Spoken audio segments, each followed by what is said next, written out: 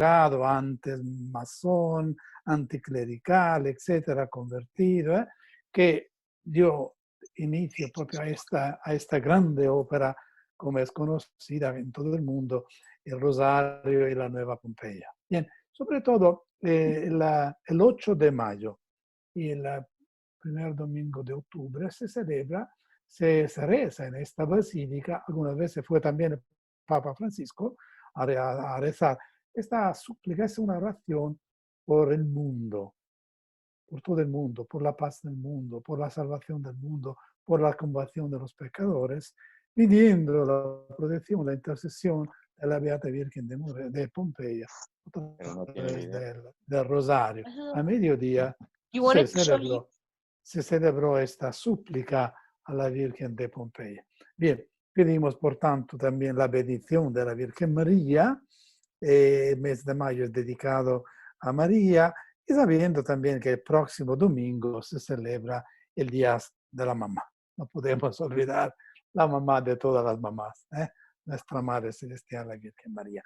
Bien, continuamos con nuestra reflexión, nuestra profundización, es decir, queremos conocer más para apreciarla, para vivirla, para aplicarla a nuestra vida, la primera carta de Pedro. Voy a sintetizar en 3 minutos lo que hemos dicho la semana pasada, semana anterior,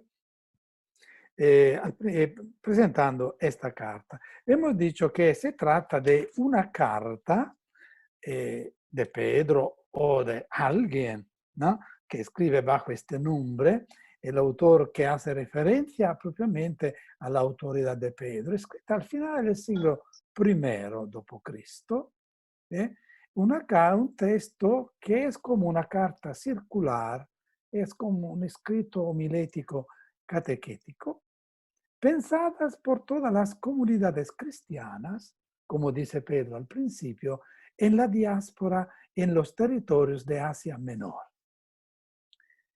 Se trata de comunidades de personas originariamente paganas, como demuestran algunas expresiones que hacen referencia a su pasado de idólatras. Se trata de cristianos de origen judaica, como se puede pensar debido a su familiaridad con los textos del Antiguo Testamento que el autor usa con frecuencia. Como cada carta que se escribía en aquel tiempo, tiene la estructura de esta carta, es esta: el principio, capítulo primero, envío, saludo, la invocación del Espíritu de la Trinidad, el recordatorio a la comunidad cristiana de recordarle la dignidad de su vocación, la santidad, la vida nueva, la iglesia. Después, Pedro elenca, no enumera las obligaciones de la vida cristiana, y después dando exhortaciones para que los cristianos vivan en la persecución, y al final los saludos, etc. Bien, estamos en la segunda parte. Empezamos esta clase, los que han participado o escuchado vía internet o Zoom, ¿no?, la misa pasado domingo. La segunda lectura era propiamente la carta de Pedro.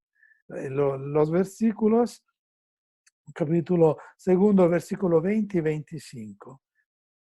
Decía así: hemos, hermanos, soportar con paciencia los sufrimientos que les vienen a ustedes por hacer el bien es cosa agradable a los ojos de Dios, pues a esto han sido llamados, ya que también Cristo sufrió por ustedes y les dejó así un ejemplo para que sigan sus huellas.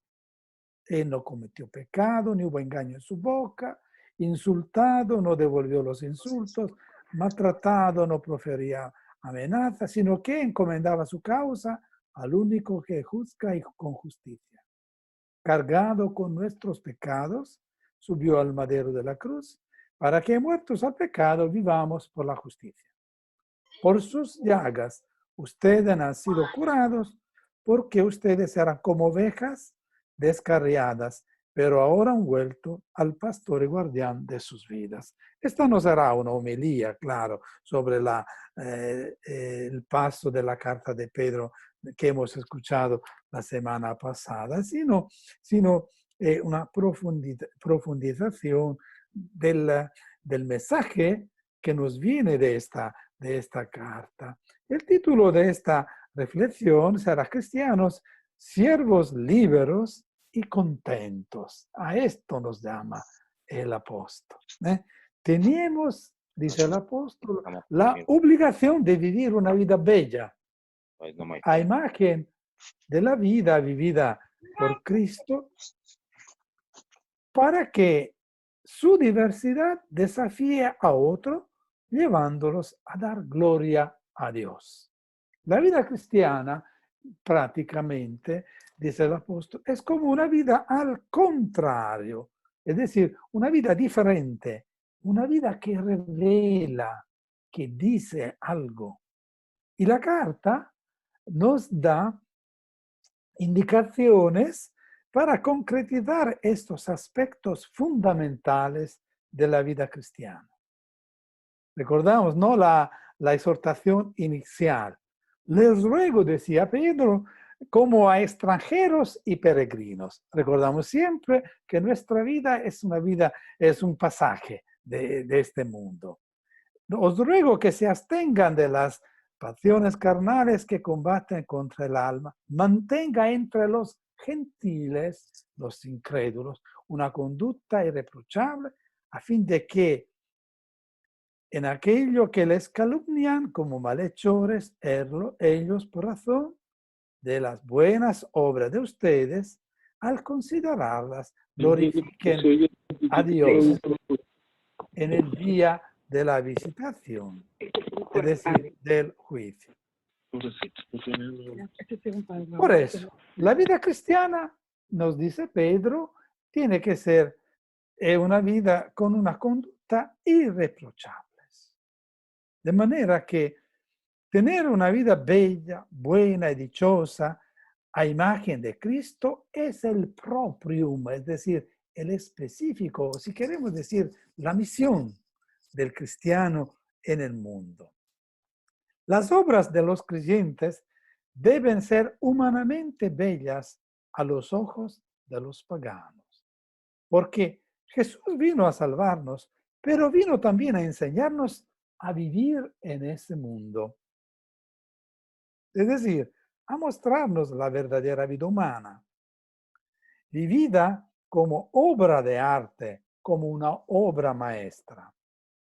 Por eso, los cristianos deben mostrar con responsabilidad una vida comprensible y bella a los ojos de los que no tienen fe, no han recibido todavía el don de la fe, a los ojos de los que no creen. Es un deber romper con los deseos del mundo y abstenerse de ellos, pero tomada esa decisión es necesario mostrar a los paganos que la vida cristiana es bella.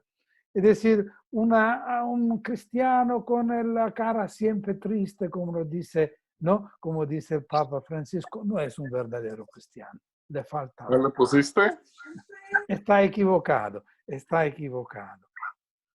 Dice Pedro, santifiquen a Cristo como Señor, siempre preparados para presentar defensa ante todo el que les demande razón de la esperanza que hay en ustedes. Háganlo, pero y todo eso, ¿cómo tienen que hacer los cristianos? Con mansedumbre y con reverencia, teniendo una buena conciencia, para que en aquello en el que son calumniados sean avergonzados los que hablan mal de la buena conducta de ustedes en Cristo. Por un lado, se sufre la acusación de ser malos, porque la ruptura con el mundo, con la mundanidad, provoca eso. Por otra parte, o por otro lado, es necesario preocuparse por el cristiano, es necesario preocuparse que su vida sea bella y comprensible ante los ojos de los que no creen. Se trata de la misma recomendación que Jesús hizo a los discípulos en Mateo capítulo 5, 16. Así brille la luz de ustedes delante de los hombres para que vean sus buenas acciones y glorifiquen a su Padre que está en los cielos. Por tanto, es una vida, la del cristiano, expuesta bajo los ojos de los hombres, es causa de interrogaciones, de contestaciones, pero tiene el cristiano el deber de hacerla bella delante de los hombres. Por eso los cristianos deben cantar las obras de Dios, como le dice la mirabilia Dei. Deben anunciar a Dios con sus palabras, con sus gestos, con su perseverancia. ¿Y cuáles son las bellas obras, dice Pedro, que caracterizarán la vida del cristiano? Hacerse siervos, estar sujetos a sus amos con todo respeto. A nosotros el discurso de Pedro podía parecernos muy optimista, pero tenemos que tomar lo que es el valor fundamental de las exhortaciones que el apóstol da. Los cristianos son libres propiamente porque hijos de Dios, porque ese es el núcleo de la libertad que nos viene presentada en toda la Sagrada Escritura. Servir a Dios, que nos libera de todos los ídolos falsos, de las alienaciones que nos tienen esclavos. Por tanto, todas las exhortaciones que encontramos en el texto de Pedro no están inspiradas a una aquiescencia a los poderes del mundo, ni dictada de la voluntad de dar a ellos una cualquier autoridad religiosa, sino que cuando Pedro pide sumisión, exhorta a cada uno a tomar su propio lugar en un plan muy bien claro, el plan de la creación. Como hijos obedientes, no se conformen a los deseos que antes tenían en su ignorancia, sino que así como aquel que los llamó es santo, así también ustedes sean santos en su manera, en toda manera de vivir. No se trata de una sumisión a los ídolos que no pueden hablar, ni ver, ni escuchar, como leemos en el Salmo 115, sino de una obediencia a cada criatura humana. Y con esas premisas, el apóstol hace una demitización de todos aquellos que gobiernan el mundo, demitización del poder. Ellos son criaturas humanas, no son dioses, no son señores a la manera de la ideología dominante de la época en la cual el apóstol escribe, ¿no? Que divinizaba la persona del Creador. Y no olvidemos nosotros que la carta está escrita a cristianos, como he dicho poco antes, que habitan en Asia Menor, donde el culto y la divinización del soberano, del rey, era una cosa muy común. Por el cristiano existe una sola verdad absoluta que regula su comportamiento, y esa verdad proclama que Dios es creador y que el hombre es una criatura. Por tanto, el amor a Dios, al Señor, al Kyrios, ¿no? Al Creador, sabe mantenerse en el plan de la obediencia y por eso acepta de estar sometido a cada criatura humana, confesándose sobre todo como siervo de Dios. Ustedes son siervos de Dios. Primero Pedro, capítulo 2, versículo 16. En síntesis, el cristiano se encuentra en la situación de optar decididamente entre dos cosas. o es hijo de la obediencia, obediente en Cristo Jesús, es nuevo Adán, o bien sigue a ser descendiente de Adán el viejo y sigue en la estirpe de los desobedientes, como dice Pablo en la carta a los Romanos, al capítulo 5, versículos 12, 21. Por tanto, la única posibilidad de una libertad auténtica es la de insertarse en la estirpe de los que obedecen, uniformándose a Cristo, que fue obediente hasta la muerte y la muerte sobre la cruz. Como dice Pablo en la carta a los Filipenses, capítulo 2, versículo 8. Es decir, el cristiano se encuentra en el ámbito de la creación con todo lo que ha recibido. Todos lo hemos recibido. Cuerpo, vida, ambiente histórico, momento histórico en el cual vivimos, situación familiar, social. Y descubrimos en esto un proyecto de Dios que asumimos con todas sus energías, con todas nuestras energías en nuestra vida y en nuestra experiencia personal. Ese discurso es difícil de entender, pero nos ayudan las exhortaciones que encontramos siempre en Pedro, primera carta, capítulo 2 y 3. Todo lo que existe, todo lo que encontramos en nuestra vida nos ayuda. Es un instrumento, es una ocasión para obedecer a Dios. Por eso dice Pedro, ¿no?, a los cristianos que deben estar sometidos a todas las criaturas humanas sin distinciones. Porque si se introduce la distinción en la sumisión, no cumple plenamente el cristiano en su obediencia. Ese tema tan difícil de entender con nuestros oídos modernos es típico de la espiritualidad más alta, como dan testimonios dos textos maravillosos. Es decir, llegamos al siglo VII. Un padre de la iglesia, un padre de espíritu, Isaac de Nínive, escribe: ¿qué es un corazón misericordioso? Es el incendio del corazón por cada criatura, por los hombres, por las aves del cielo, por las bestias, por todos los que existen. En recordarlo o verlos, los ojos del cristiano lloran con lágrimas por la violencia de la misericordia que aprieta su corazón por la gran compasión.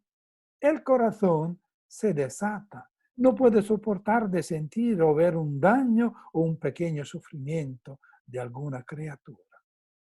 Y por eso, Él ofrece oraciones con lágrimas en cada tiempo, también por los seres que no tienen la razón, por los enemigos de la verdad, por aquellos que la combaten la verdad, para que sean custodiados y hechos más fuertes. Y aún los reptiles, a motivo de su gran misericordia, que en su corazón brota sin medida a imagen de Dios. Siglos después, Francisco de Asís pronunció palabras equivalentes. Hemos ya escuchado temas típicamente de Francisco, ¿no? En Laudato Si, de San Francisco de Asís, que el Papa Francisco lo ha recordado en su obra, ¿no? En su reciente Laudato Si, Laudato Si. Francisco de Asís decía, claro, usando el lenguaje de su tiempo, la santa obediencia confunde todas las voluntades carnales y corporales y tiene el cuerpo mortificado en obediencia al propio hermano y hace el hombre sometido a todos los hombres, pero también a los animales, a las fieras, de tal manera que pueden disponer de él lo que quieren, por lo que será permitido a ellas por el Señor. En esta visión general podemos, por tanto, analizar más cerca los problemas cotidianos tratados en la carta de Pedro, los más urgentes para los cristianos a los cuales está dirigida la carta, teniendo siempre presente que las situaciones que se tratan son siempre ocasiones de obediencia. ¿Por qué? Porque esta es la voluntad de Dios, repite Pedro, que haciendo bien ustedes hagan enmudecer la ignorancia de los hombres insensatos. El cristiano debe cada vez en las situaciones que vive llegar a entender que la historia está en las manos de Dios.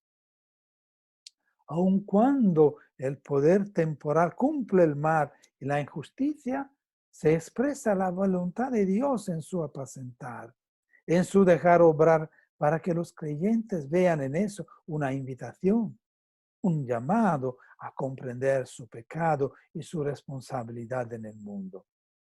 Pedro pide a los cristianos la sumisión a los reyes y gobernantes, pero no el temor, porque el temor es debido solamente a Dios. Es decir, como dice Marcos en el capítulo 12, 17, den a César lo que es de César y a Dios lo que es de Dios. Y se maravillan de él. No se le pide, por tanto, al cristiano una aquiescencia pasiva al poder político, sino más la capacidad de hacer de eso un instrumento de obediencia a Dios a través de una resistencia y sumisión que no es vencida. A los esclavos, por ejemplo, de Asia Menor, siervos de dueños no cristianos, Pedro encomienda la sumisión, pidiendo a cada uno el respeto de la función que tienen en la sociedad, aunque la situación es pesada. ¿Por qué? Porque se puede transformar en ocasión para ofrecer un ejemplo de sufrimiento paciente y para mostrar la gracia de la sacramentalidad del pobre, es decir, vivir las bienaventuranzas de quien es pobre, con hambre, que llora, que es ofendido, como leemos en Lucas, capítulo 6, 20, 22. Es claro que por nuestra carta, como por todo el Antiguo Testamento, el esclavo, el pobre, el afligido, es víctima de la historia y Dios es su protector. Dios mismo se sometió a esta economía mundana. Economía significa a esta situación, ¿no? Hasta asumir sobre sí mismo la condición y la imagen del pobre, del afligido, del esclavo por excelencia. Filipenses, la carta 2:7. Es claro que el Nuevo Testamento sabe que las relaciones entre los hombres llevan en sí mismas las huellas de la injusticia y que ninguna reforma social es capaz de eliminar totalmente, radicalmente, el binomio dominador, pobre, rico y pobre. El juicio de los hombres dependerá del progreso de la conciencia de las instituciones sociales. La preocupación que el apóstol tiene en esta carta es de recordar a los que son pobres y siervos la posibilidad propia de su condición de mostrar en sí mismo la imagen del Señor. Si siguiendo sus huellas continuarán a hacer el bien, aunque cuando están expuestos a cada género de pruebas y sufrimientos injustos. Esto haya gracia con Dios. 1 Pedro 2:20. ¿Y esto por qué? ¿Por qué esta actitud del cristiano? Sigue Pedro. Porque Cristo sufrió por ustedes dejándoles ejemplo. Cristo sufrió, dejándoos ejemplo para que sigáis sus pisadas.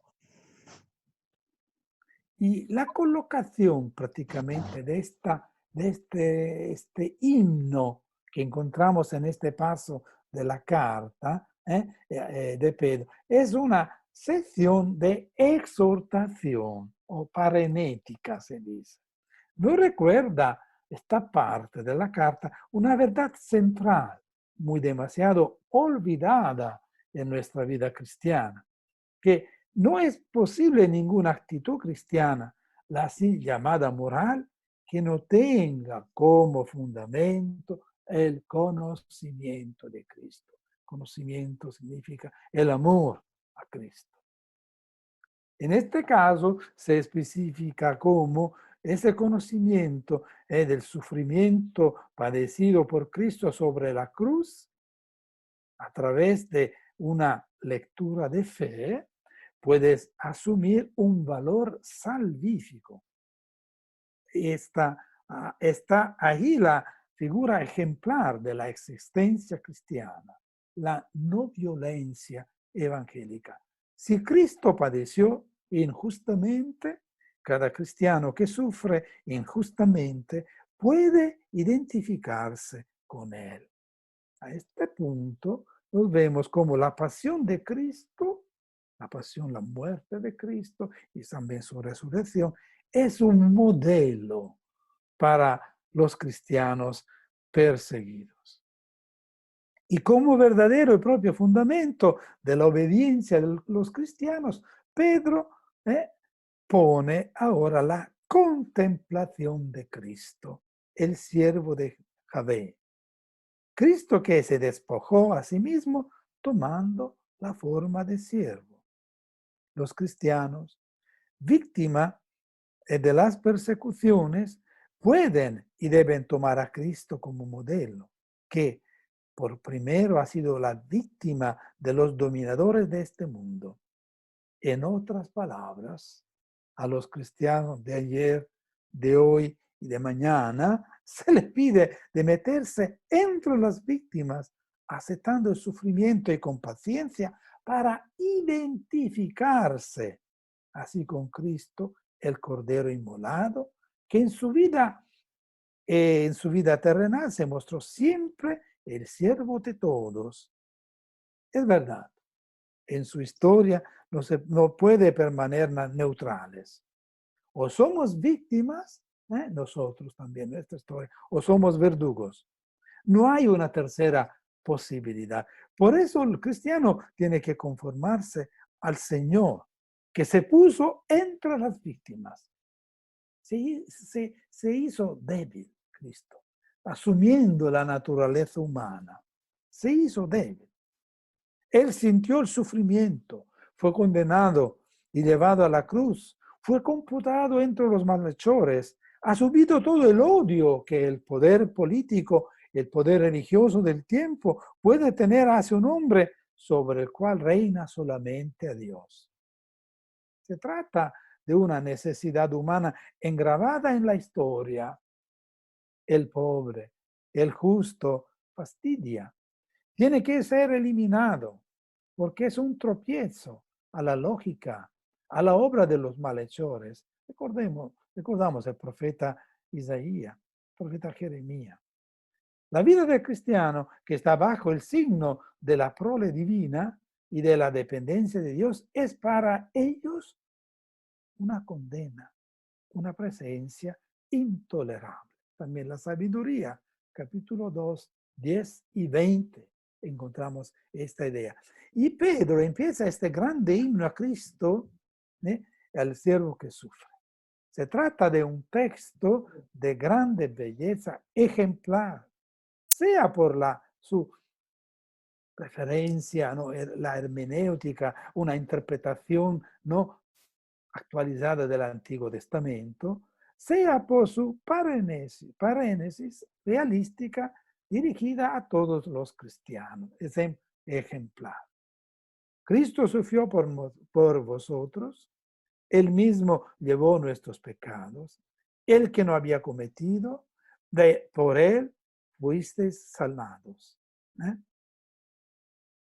El himno empieza con una introducción muy breve, que tiene en sí la interrogación y la ocasión que lo origina y al mismo tiempo nos da la clave de la lectura. ¿A qué está llamado el cristiano? A ser como Cristo. Pedro. Es decir, asumir sus tratos, más simplemente la tarea del cristiano es vivir la vida que ha vivido Cristo y en el caso presente, actualizar las condiciones del siervo. En Cristo se ha hecho visible la palabra y la voluntad de Dios Padre, porque en él se revela el destino al cual está llamado el discípulo. Es decir, ser siervo, porque Cristo se ha manifestado ante de todo como siervo de Yahvé. Es esta la situación en la cual el cristiano puede sentirse de verdad libre, porque sobre de él reina solamente Dios. Pero claro que se trata de una libertad a precio muy caro. En paradoja, el cristiano es tanto más libre cuanto más está oprimido. La iglesia más está contradicha, privada de los derechos, más está libre, porque es propio en este momento que la iglesia y los cristianos son siervos de Yahvé. De inmediato sigue la primera afirmación por parte del apóstol. Cristo sufrió por vosotros, dejándoos ejemplo para que sigáis sus pisadas. El Pedro empieza el himno afirmando que los sufrimientos de Cristo tienen una destinación por vosotros, por los hombres. Esta es una de las más antiguas profesiones de la fe cristiana. Pablo dirá, Cristo murió por nosotros, por nuestros pecados. En la primera carta a los Corintios, capítulo 15, versículo 3. Poniendo el acento en la dimensión del sufrimiento que contraseñó los cristianos destinatarios de la carta. Por tanto, Cristo, en su sumisión, en su calidad de siervo de Yahvé, ha dado un ejemplo para que los cristianos sigan sus huellas. Por tanto, Cristo es el modelo de todos los creyentes para expresar esa verdad. Pedro utiliza una imagen de gran impacto y muy concreta, usando un término escolástico muy preciso. Hipogramos. ¿Qué es hipogramos? Este término indica el modelo de la escritura, el modelo que el estudiante tiene que recopiar, que reproducir. Al mismo modo, Cristo es la lección, es el ejemplo que se tiene que reproducir, el paradigma, porque de alguna manera el cristiano tiene que reescribir la vida de Jesús en su propia carne y así seguir sus huellas. Recuerda a propósito, es un'obra escrita por Marco Pomiglio, es un autor, un escritor, ¿no?, italiano, cristiano, en los años 70, el quinto evangelio. Es una obra interesante, ¿no? Habla de la búsqueda de encontrar un texto que había sido perdido, el quinto evangelio, ve, al final dice, ¿cuál es? ¿Qué es este quinto evangelio? Es el evangelio que cada cristiano escribe día a día en su vida, en su vida. Y es claro que no se trata de repetir e imitar un aspecto muy único de la vida de Cristo, sino más se trata de recorrer el camino entero que Cristo hizo.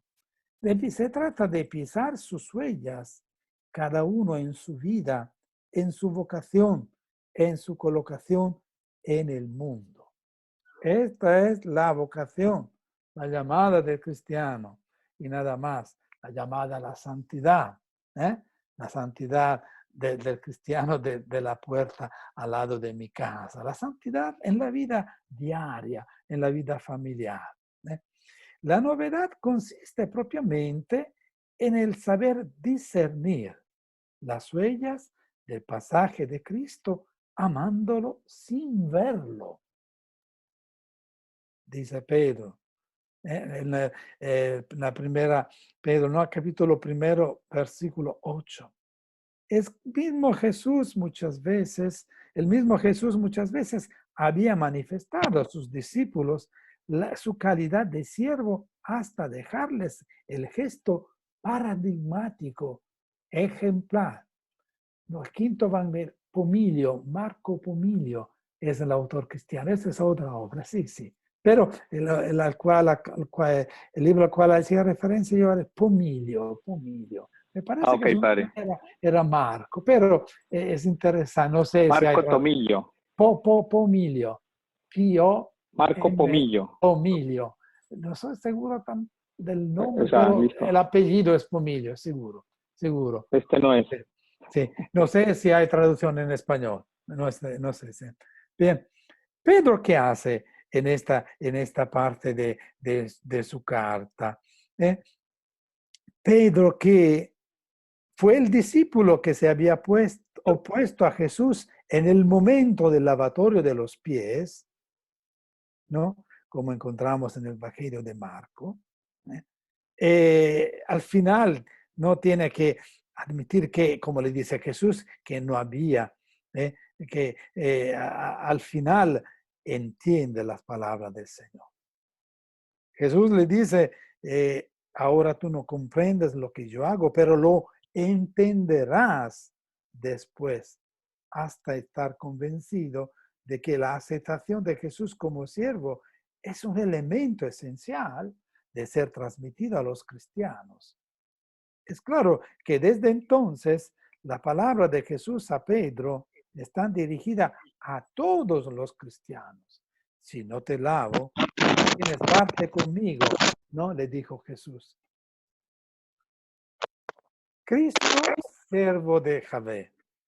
En los versículos siguientes, el himno de la primera carta de Pedro, versículos 22-25, pasa a tratar más directamente de la pasión de Jesús. Y lo hace a través de una actualización de la profecía de Isaías al capítulo 52, versículo 13. El cántico del siervo que sufre. Y en todas esas palabras está presente la memoria de la pasión de Cristo, documentada especialmente por la tradición de la comunidad de Jerusalén, como la encontramos en el Evangelio de Marco. Así, la narración histórica y la página de la escritura se compenetran y nos dan la ocasión para una meditación muy intensa sobre la pasión de Jesús. En ese hombre no hay ninguna violencia. Ecco, Mario Pomilio, eso es, eso es, eso es, eso es. Gracias, César, por haberlo encontrado. Gracias, gracias. Decimos, seguimos. En el nombre Cristo no hay ninguna violencia, ninguna actitud de venganza o punición. Al mismo tiempo, no hay ninguna traza de resignación, sino hay la plena y confiada determinación de quien deja su propia vida en las manos del Padre. Cuando nosotros decimos, llevo mi cruz, ¿qué llevas? Está de verdad, ¿no? Confía de verdad en la potencia, en el amor de Dios. Dejas tu vida de verdad, despojándote de toda tu manera de pensar, etcétera, en las manos del Señor. Cuando llegas a esto, entiende lo que significa, como dice Pablo, ¿no? El escándalo de la cruz, que es el sacrificio de la expiación. Siempre Pedro, capítulo 2, 22, 23. El cual Cristo no cometió pecado, ni engañó alguno, ni engaño alguno se halló en su boca. Y quien, cuando lo ultrajaban, no respondían ultrajando. Cuando padecía, no amenazaba, sino que se encomendaba a aquel que juzga con justicia. Él mismo llevó nuestros pecados en su cuerpo sobre la cruz, a fin de que moramos al pecado, vivamos a la justicia, porque ustedes andaban descarriados como ovejas, pero han vuelto al pastor y guardián de sus almas. En este punto de la carta, ¿no? La atención de Pedro se focaliza en la revelación del significado de esa pasión. Es decir, la condición de Jesús como Christus patiens, como el Cristo que sufre, tiene un valor salvífico. Su sufrimiento toma un sentido reparador. El sentido de la muerte de Cristo lo encontramos propiamente en estas palabras. Su muerte ha sido un sacrificio de expiación. Jesús ha llevado sobre el altar de la cruz su cuerpo como víctima, pero en su cuerpo están los pecados de los hombres que él cargó sobre sí mismo, como había dicho Isaías capítulo 53, 11, 12. El justo, mi siervo, justificará a muchos y cargará las iniquidades de ellos. Y todo se ha cumplido en la vergüenza, es decir, en el lignum, en la madera, en el xilón, término que evoca la maldición de Deuteronomio capítulo 21, 22, 23. Donde leímos, si un hombre ha cometido pecado digno de muerte y se le ha dado muerte y lo has colgado de un árbol, su cuerpo no quedará colgado del árbol toda la noche, sino que ciertamente lo enterrarás al mismo día para que no contamines la tierra que el Señor tu Dios te da en heredad. También el apóstol Pedro, en su predicación, estamos escuchando en estos días, ¿no?, la proclamación de los hechos de los apóstoles. Cuando Pedro habla delante del Sanedrín, Hechos capítulo 5, 30, ¿qué dice?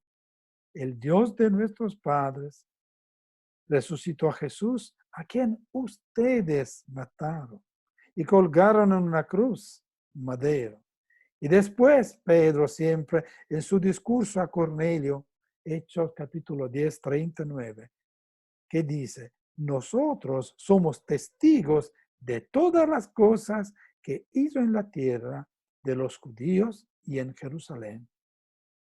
Y también le dieron muerte, colgándolo en una cruz. Pedro se sirve de la palabra, ¿no?, madero, lignum, para hacer referencia propiamente a la cruz. Por tanto, a través de esta imagen, la primera generación cristiana intentó expresar el escándalo tremendo de la cruz. Aquella misma cruz que por muchos de nosotros ha pasado a ser simplemente un símbolo religioso. Y todavía muy fuerte, espero, en la afirmación, como la encontramos también en la segunda carta a los Corintios de Pablo 5:21. Al que no conoció pecado, lo hizo pecado por nosotros, para que fuéramos hechos en justicia de Dios en él. En este sentido, es muy expresiva la afirmación de un rabí judío, Tifones, al principio del segundo siglo, que decía así, como lo encontramos este testimonio en San Justino Mártir, en su diálogo con Trifón. Escribe San Justino en este diálogo. Sabemos, dice, no, es el rabí judío que habla. Dice así. ¿Que tú no sabes? Sabemos que el Mesías tiene que sufrir y ser llevado como una oveja, pero que él tiene que ser crucificado y morir en una madera tan vergonzosa y ignominiosa a través de la muerte maldita por la ley, nosotros tampoco no podemos llegar a pensarlo, ¿no? Es un judío, un rabí, ¿no? Estamos en el segundo siglo, ya después, ¿no?, de la muerte de Cristo. En realidad, si con una lectura de fe hemos llegado a interpretar la muerte de Jesús como sacrificio de expiación, es verdad que en su vicisitud histórica Cristo ha conocido la muerte del maldito. Es otro escritor pagano, en este caso Tácito, que en su historia escribe, hablando de Cristo, dice así, él ha conocido la muerte del maldito a través de un suplicio de vergüenza, la muerte más fea sobre la cruz, mors turpissima crucis. Siempre Pedro dice así, él mismo llevó nuestros pecados en su cuerpo sobre la cruz, a fin de que muramos al pecado, vivamos a la justicia, porque por sus heridas fueron ustedes sanados.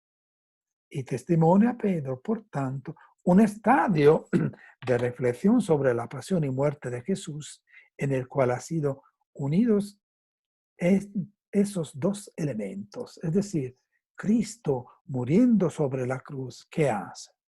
Ofrece su vida como víctima de expiación y segundo, en este suplicio de vergüenza sobre el himno, sobre la madera. Por eso la cruz, la madera, símbolo de maldición, puede ser el altar, el lugar donde la víctima viene llevada y presentada a Dios por el sacerdote. Recordamos Cristo mismo y cuando se ve elevado desde la tierra, ¿no? Llevaré todos a mí. Por tanto, Cristo no es solamente un modelo, el ejemplo, como proclama la primera parte del himno, sino que Cristo es la causa de la salvación, como leemos en la carta a los Hebreos al capítulo 5. Cristo es causa de salvación para que los hombres no vivan más para el pecado, sino por la justicia. Es decir, la voluntad de Dios. ¿Por qué? Por sus heridas hemos sido sanados. Y haciendo eso referencia a Isaías capítulo 53, versículo 5, con la cual se expresa la sanación, la curación, de qué manera paradójica llega a los hombres por las llagas del siervo. Sigue Pedro. Ahora ustedes han vuelto al pastor y guardián de sus almas, pues ustedes andaban descarriados como ovejas, pero ahora han vuelto a ese pastor. En esas palabras, al final de este texto, encontramos algunas notas de exhortación y consolación, de consuelo. Y la imagen que nos da Pedro evocan muchos pasajes, como hemos dicho, del Antiguo y del Nuevo Testamento. Cito solamente, hago referencia a dos textos, uno del Antiguo y uno del Nuevo Testamento. El primer texto es Zacarías, profeta Zacarías, capítulo 13, 7 y 9. En este capítulo, en estos versículos de Zacarías, encontramos la figura del pastor herido y del rebaño que, después de la dispersión y las pruebas soportadas, es adornado por Dios y restablecido en su alianza. Dice así, Zacarías, despierta espada contra mi pastor y contra el hombre, compañero mi Dios, compañero míos. Declara el Señor de los ejércitos, hiere al pastor y se dispersarán las ovejas, y volveré mi mano contra los pequeños, y sucederá en toda la tierra. Declara el Señor que dos partes serán cortadas en ella y perecerán, pero la tercera quedará en ella. Y meteré la tercera parte en el fuego. Los refinaré como se refina la plata, y los probaré como se prueba el oro. Invocarán mi nombre, y yo les responderé, diré, ellos son mi pueblo, y ellos dirán, el Señor es mi Dios. Esta misma imagen la encontramos en el Evangelio de Mateo al capítulo 26, versículo 31-32, cuando Jesús anuncia su pasión y haciendo referencia a cuando ya dicho, ¿no? En Zacarías. Entonces, es Mateo, ¿no? Que habla ahora. Entonces Jesús le dijo, esta noche todos ustedes se apartarán por causa de mí, pues escrito está, heriré al pastor y las ovejas del rebaño se dispersarán. Pero después de que yo haya resucitado, iré delante de ustedes a Galilea. En el cuarto evangelio encontramos también las palabras de Caifás acerca la necesidad de la muerte vicaria de Jesús, diciendo que esa muerte tiene el fin de adular a los hijos dispersos de Dios. Judas 11:52, que significa vicaria, la muerte en lugar de, en lugar de. Las mismas necesidades están también en la carta de Pedro, que las interpreta de esta manera. Jesús es resucitado, es el pastor que aduna las ovejas, propiamente porque antes, en su muerte, él ha sido el Cordero. Hechos capítulo 7, 17. Hay una dinámica muy profunda que afecta a la persona de Cristo. Y en segundo lugar, de los creyentes, expresada muy bien en el desarrollo de este himno cristológico. Este himno se proclama especialmente en este tiempo pascual, en las vísperas, ¿no? del domingo. El himno cristológico. Cristo murió por ustedes dándoles un ejemplo. El que no había cometido pecado se hizo pecado, etcétera. No puedo recordarlo de memoria en español. En italiano, sí. Hay una dinámica muy profunda que afecta a la persona de Cristo. Y en segundo lugar, de nosotros creyentes, expresada muy bien en el desarrollo de este himno. Al principio y en el centro del himno, Jesús es el Cordero sin voz, pero al final, la gloria, la resurrección, etcétera, ¿no? En final se transforma en el pastor. Y los cristianos son las ovejas que vuelven a él en la medida que en su vida se transforman en el Cordero. Es decir, el Cordero es sin voz, áfono, según dice Isaías. Por ejemplo, ¿no? El cristiano tiene que vivir esa experiencia, quedarse sin voz. Además, que como el pastor, al final Jesús se ha presentado como episcopos, el custodio de las vidas de los creyentes. Pedro, con gran humildad, para designar a Cristo, utiliza el título que define la función eclesial suprema y por tanto Cristo es el pastor, el único obispo, ¿no? de la vida de los creyentes. Y esta función en verdad es solamente de él. Y si los cristianos se ponen verdaderamente en su seguimiento, juntos con los hombres, serán por tanto llamados a ser siervos de todos, corderos, en medio de lobos, como dice Mateo capítulo 10, 16, Lucas capítulo 10 y 3. Y así experimentarán a través de esta semejanza con el Cordero sin voz la custodia del único verdadero pastor y obispo de su vida. Pedro, 1 Pedro 5, 4.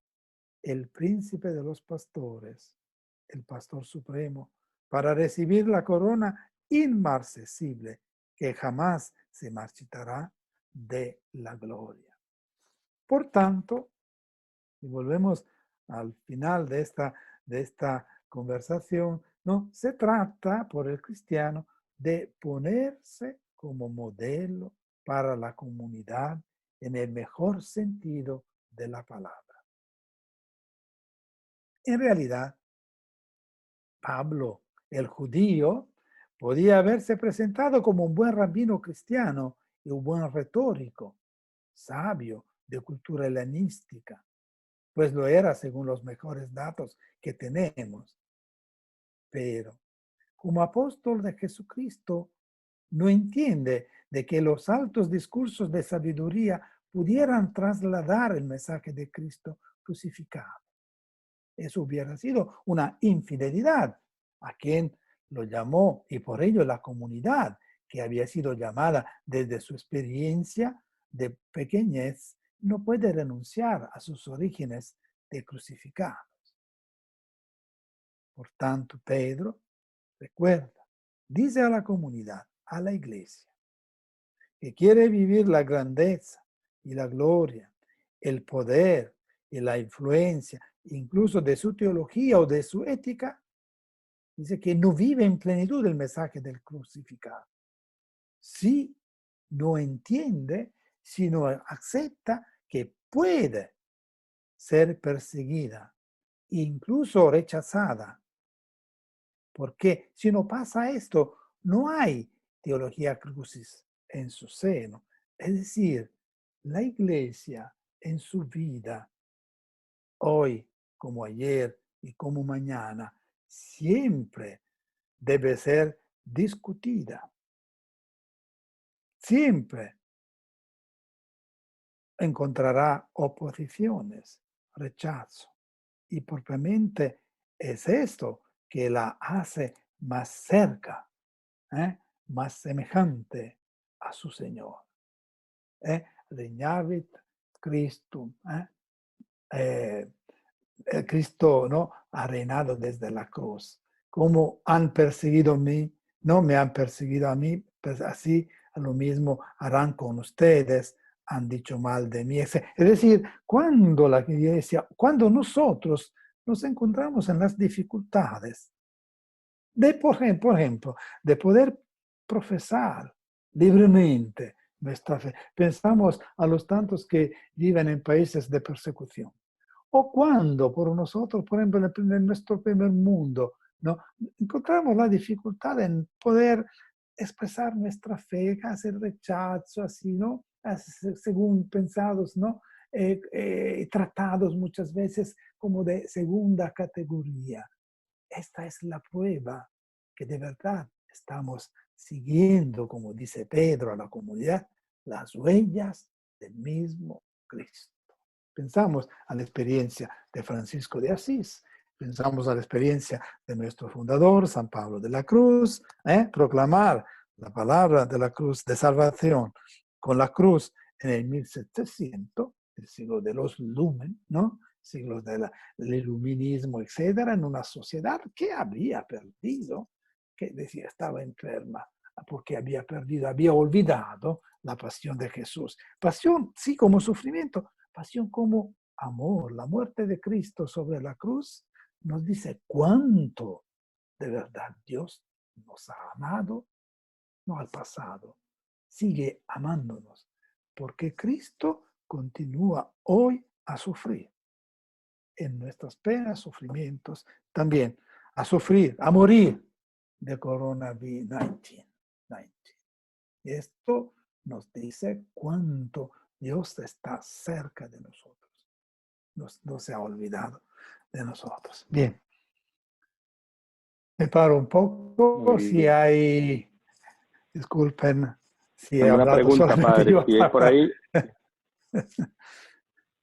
simplemente levanta la manito o pone ahí en el icono de levantar la mano si tiene alguna pregunta, si tiene alguna reflexión que quiera compartir. Lo puede hacer en estos momentos sin ningún problema. Padre, antes de que alguno participe, yo siempre, tengo claro el concepto de expiación, pero ¿podría usted hacernos una referencia al significado, no sé, podría ser teológico, Expiación, bíblico? significa el don, ¿no? Por ejemplo, Cristo que está significado en el Antiguo Testamento, ¿no? El sacrificio de Isaac, por ejemplo, ¿no? Significaba proprio la expiación, ¿no? La purificación, la liberación de alguna manera de lo que podía ser, ¿no? El dominio del mal, por ejemplo, ¿no? Hoy podemos hablar, ¿no? Liberación de todo lo que puede ser el dominio o el mundo de las tinieblas, o de todo lo que ofrecer nuestra vida en vez de ofrecer. Pensamos, para un santo de nuestros días, ¿no? El padre que, el santo ahora, Maximiliano Kolbe, que ofrece su vida en vez de este papá de familia, ¿no? Que los nazis no querían matar, etc. Él no, acepto yo.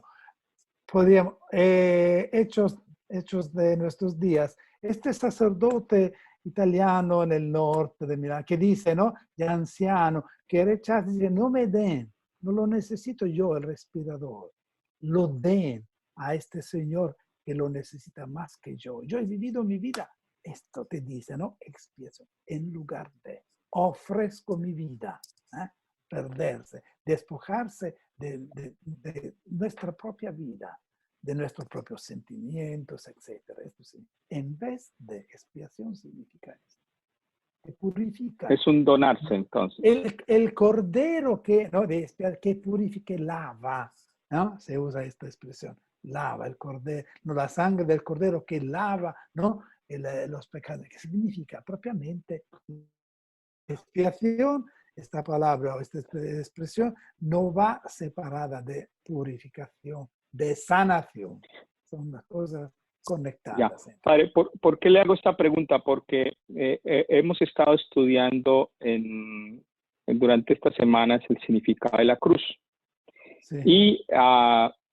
Y dentro de esos conceptos que son tal vez claros, pero con respuestas muy sencillas, sin profundizar, tal vez, podemos tener en nuestra mente que Dios exige una expiación por parte de su Hijo para los pecados del hombre. Entonces, uno queda Dios no la exige, Dios la ofrece su mismo Hijo.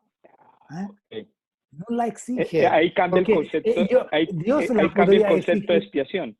Sí, Dios no, la ofrece él mismo, su Hijo. Su Hijo nos ofrece para nosotros. He usado esta expresión durante la charla, ¿no? La muerte vicaria. Vicaria. ¿Qué significa vicaria? En lugar de Cristo muere por nosotros. Las traducciones muchas veces, ¿no? En nuestras lenguas modernas nos dan el sentido verdadero o pleno, ¿no? de las palabras, por ejemplo, usadas en la antigüedad. En lugar. Y por eso decimos muere para nosotros, Padre, con esto que tú me acabas de aclarar y aclararnos a todos, entonces aquí hacemos una profundización en el sentido de que de la imagen de Dios. Nuestra imagen de Dios es de Dios que exige un sacrificio, no es la imagen de un que se ofrece, es un Dios que se ofrece, que se da, se hace amor, que es generoso, claro, que se hace amor dándose.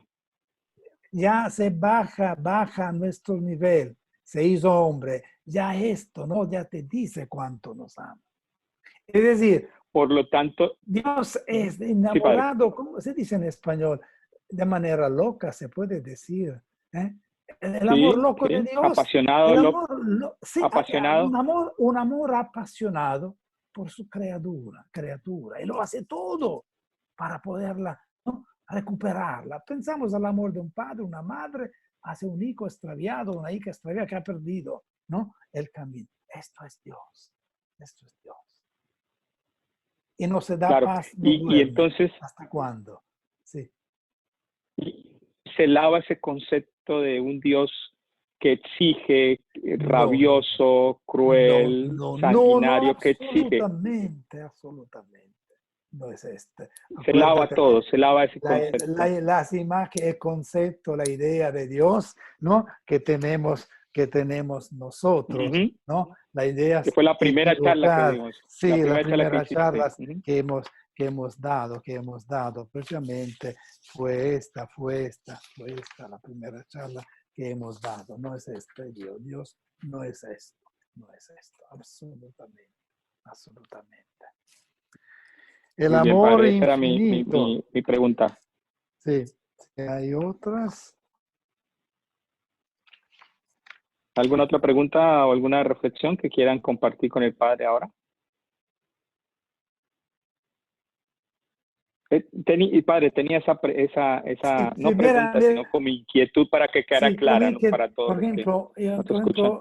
de alguna manera esta idea, la idea de Dios, la sintetizo, encontré esta cosa la homilía que dio un obispo en Italia, en Sicilia, en una diócesis muy difícil, donde hay mafia, etcétera, en la noche de Pascua. Digo así: en esta noche santa y muy especial, en la cual muchos hermanos en los hospitales y en sus casas están clavados contigo sobre la cruz del virus, o se mueren solos, tampoco sin la mirada o la caricia de una persona querida.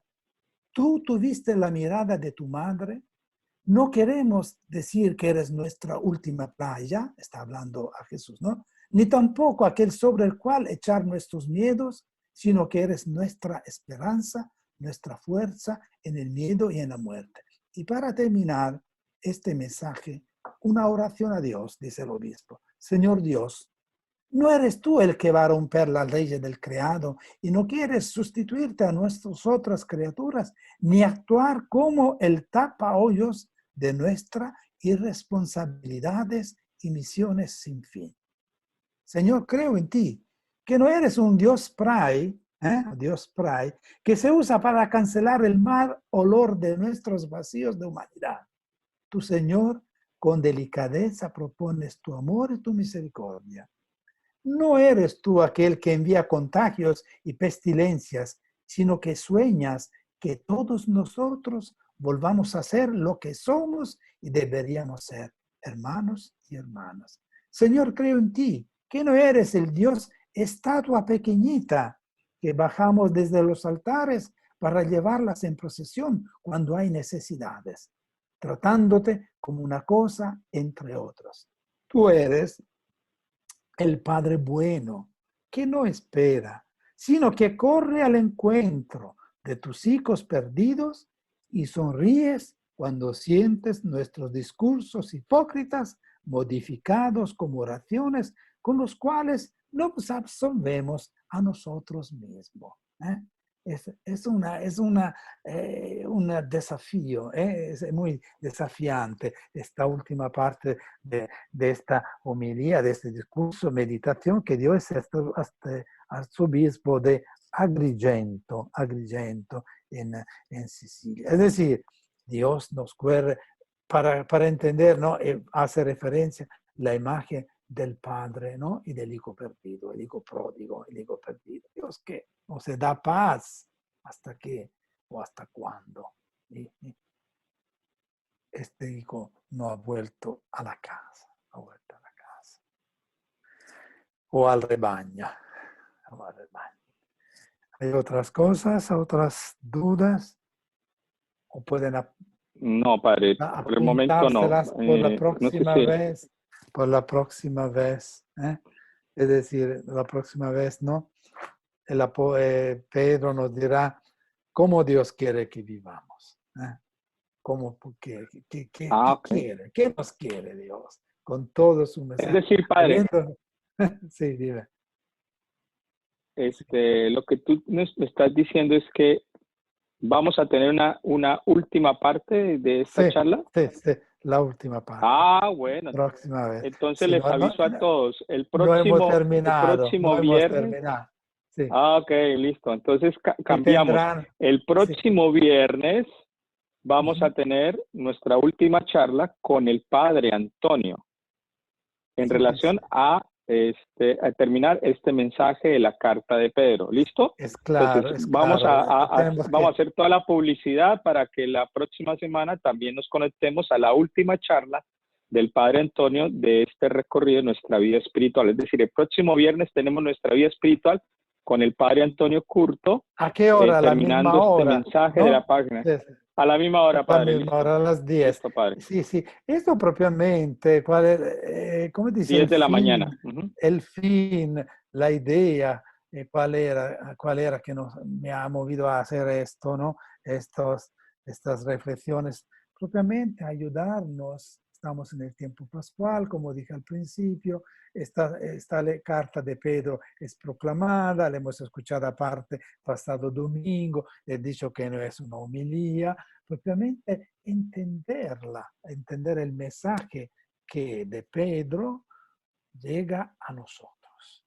Llevaba este mensaje de esperanza a un mundo que de alguna manera, como hemos dicho en la primera charla, había perdido, había rebajado un poco su esperanza debido a las situaciones de persecución que vivía, ¿no? Sobre todo el mundo en Asia, tanto que no se hablaba, ¿no? Se habla de Roma también, ¿no? Como a Babilonia, ¿no? Se habla de las comunidades de Asia Menor, de Ponto, etcétera, etcétera. Es decir, los tiempos, el tiempo, o también la lejanía muchas veces, los miedos, o las situaciones que estamos viviendo en nuestros días, ¿no? En nuestros tiempos, muchas veces nos deja perder un poco el entusiasmo o nos lleva a perdernos en medio de tantas inquietudes. ¿Y por qué? ¿Y por qué? ¿Y dónde está Dios? ¿Y por qué? ¿Y por qué eso? ¿Y por qué? ¿No? Dios que dice en presencia, ¿no? de la muerte de un inocente, por ejemplo, de un niño, de un anciano solo, en presencia de la muerte, ¿no? Oh, etcétera, etcétera, etcétera. Dios vive, está presente, está a nuestro lado. Lo diremos, ¿eh? Esperando la parusía, esperando la parusía será el tema de la última, de la próxima charla. Es decir, tendremos una idea completa de cómo, de esta catequesis que el apóstol Pedro hace a las comunidades cristianas, que sigue haciendo, por eso viene proclamada también, ¿no? En nuestros tiempos, a nuestras comunidades hoy, 2020. Bien. En este tiempo pascual. Muy bien, Bien, muy bien, Padre. Muchas gracias a gracias por ustedes, este tiempo de reflexión. gracias a A todos ustedes, los que a nos todos. acompañaron el día de hoy, muchas gracias. Llegamos Sí. a tener 42 personas en el foro, Padre, así que creo que la próxima semana pues lo vamos a estar esperando próximo viernes con el Padre Antonio, 10 de la mañana, para terminar esta última parte de la carta de Pedro, ¿no? Donde nos está hablando, exhortando a la alegría cristiana en un primer momento, a Termino. la condición de siervos libres en un segundo y a la Sí. parucía. Dime, Padre. Bien, os saludo con las palabras mismas de Pedro, anticipándolas. Amados, no se sorprendan del fuego de prueba que en medio de ustedes ha venido para probarlos, como si alguna cosa extraña les estuviera aconteciendo. En la medida en que comparten los padecimientos de Cristo, regocíjense, regocíjense, regocíjense. Es totalmente eso. Alegría, dice el Papa. Alegría, no obstante todo. No podemos perder la gana de vivir, ¿no? No echamos la gana, ¿no? No echamos la gana. Y sobre todo sabiendo que Dios está a nuestro lado. Está a nuestro lado.